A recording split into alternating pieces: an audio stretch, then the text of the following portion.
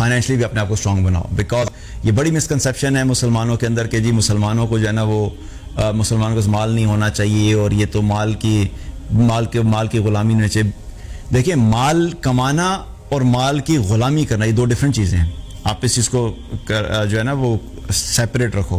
ہمارا دین ہمیں مال کمانے سے منع نہیں کرتا, ہمارا دین ہمیں مال کی غلامی سے منع کرتا ہے. ہمارا دین ہمیں حلال کمانے سے منع نہیں کرتا, ہمارا دین ہمیں حرام سے منع کرتا ہے.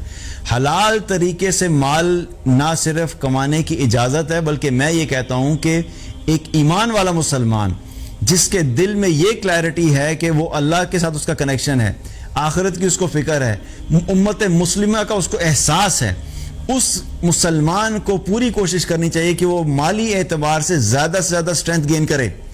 کیونکہ آپ کے پاس مالی اسٹرینتھ جب آئے گی تو آپ صرف اپنے لیے بینیفیشل نہیں, آپ اس کو اپنے بینیفٹ کے لیے نہیں یوز کریں گے, آپ باقی مسلمانوں کے بینیفٹ کے لیے یوز کریں گے, آپ دین کو فائدہ پہنچانے کے لیے یوز کریں گے.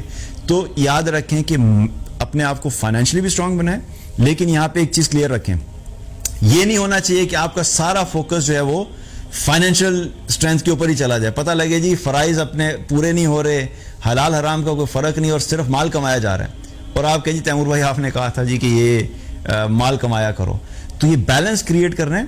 مال کماتے ہوئے نیت بھی یہ رکھو کہ میں نے اپنی ذات کو بھی فائدہ پہنچانا ہے, لیکن میں نے اپنی ذات کے ساتھ ساتھ میں نے باقی مسلمانوں کو بھی فائدہ پہنچانا ہے. میرے مال کے ذریعے سے جہاں پہ بھی کسی مسلمان کو, کسی انسان کو اور ہمارے دین کو فائدہ پہنچ سکتا ہے, مجھے اس کو فائدہ پہنچانا ہے. And that should be your intention behind it.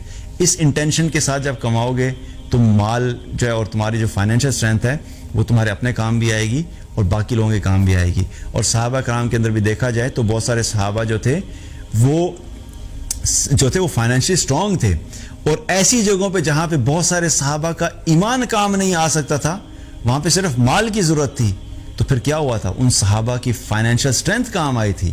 جب ہجرت ہوئی تو ہجرت کرتے ہی وہاں پہ پانی کا مسئلہ کھڑا ہوا, تو پانی کا مسئلہ جب تھا وہاں پہ ایک ہی کنواں تھا, اس کنویں کو خریدنا تھا, تو خریدنے کے لیے کیا چاہیے تھا, ایمان تو نہیں چاہیے تھا, یا مینٹل اسٹرینتھ تو نہیں چاہیے تھی. What was needed, financial strength. پیسے چاہیے تھے کیونکہ جس کا کنواں تھا وہ بیچ رہا تھا, اور بڑے پیسے بہت مہنگا بیچ رہا تھا. اس وقت عثمان رضی اللہ عنہ جو ہے وہ اپنے مال سے اس کنویں کو خریدا. مسجد نبوی کی ایکسپینشن کا ٹائم آیا, زمین خریدنی تھی, زمین خریدنے کے لیے کیا چاہیے, ایمان چاہیے یا مینٹل اسٹرینتھ چاہیے, فائنینشیل اسٹرینتھ چاہیے. زمین خریدنے کے لیے مال چاہیے تھا, اگین عثمان رضی اللہ عنہ نے مال دیا. اسی طریقے سے غزوہ تبوک کی ایگزامپل لے لیں. جب غزوہ تبوک آیا تھا, جب غزوہ تبوک ہو رہا تھا تو وہاں پہ بھی مال کی ضرورت پڑی.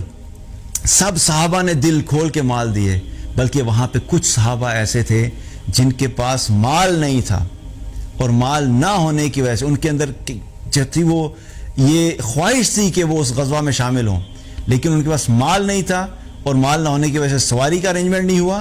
جب سواری کا ارینجمنٹ نہیں ہوا تو بہت سارے صحابہ اس غزوہ میں شامل نہیں ہو سکے.